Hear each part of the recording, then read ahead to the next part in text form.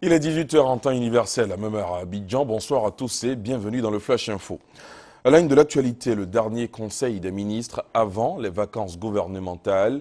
Il s'est tenu, vous le voyez sur ces images, cet après-midi au palais présidentiel sous la houlette du chef de l'État, le docteur Alassane Ouattara.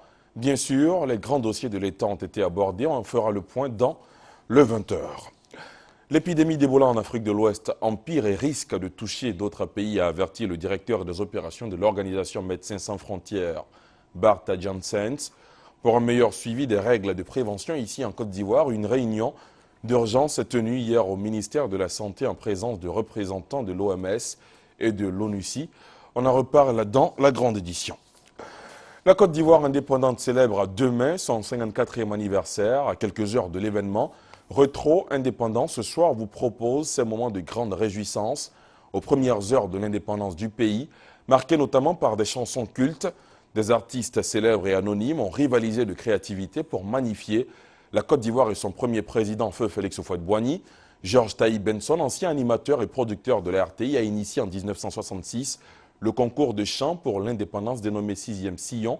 Notre reporter Serge Collet est allé à sa rencontre pour justement évoquer avec lui cette époque qui résonne toujours dans les esprits à travers des mélodies qui ont traversé le temps. Son témoignage dans le 20 h. L'épidémie de fièvre hémorragique Ebola a tué 932 personnes en Afrique, selon un nouveau bilan diffusé aujourd'hui même par l'Organisation mondiale de la santé OMS. Ce bilan fait état de 45 nouveaux décès entre les 2 et 4 août, ainsi que 108 nouveaux cas recensés dans 4 pays d'Afrique de l'Ouest, la Guinée, le Libéria, la Sierra Leone et le Nigeria. La question de la lutte contre l'épidémie a été abordée par le président sénégalais Macky Sall, actuellement à Washington à l'occasion du sommet États-Unis-Afrique qui prend fin ce soir. Le reste de l'actualité africaine en bref et en image avec d'abord les étrangers qui quittent peu à peu la Libye en proie à des violences meurtrières. Les habitants de la banlieue de Tripoli en Libye vivent sous les tirs de roquettes depuis le début des combats entre milices rivales mi-juillet. Plus de 200 personnes sont mortes et les résidents de cette zone proche de l'aéroport vivent sous la menace permanente de nouveaux bombardements. Les bombardements ont duré plus de 2 semaines, au hasard, mais sans interruption, jour et nuit, matin et soir. Les enfants et les vieillards ont vécu dans l'angoisse 24 heures sur 24. Selon l'agence soudanaise Souna, 18 ressortissants soudanais ont été tués par un tir de roquette près de l'endroit où ils résidaient.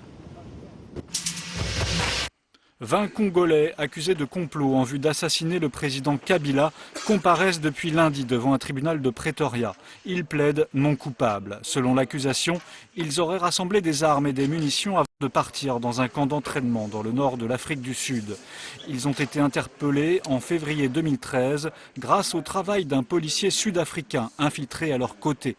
Et sur la base d'une loi, la loi dite d'assistance militaire étrangère, qui permet d'encourager des gens à préparer des actions telles que des coups d'État dans le but de les arrêter.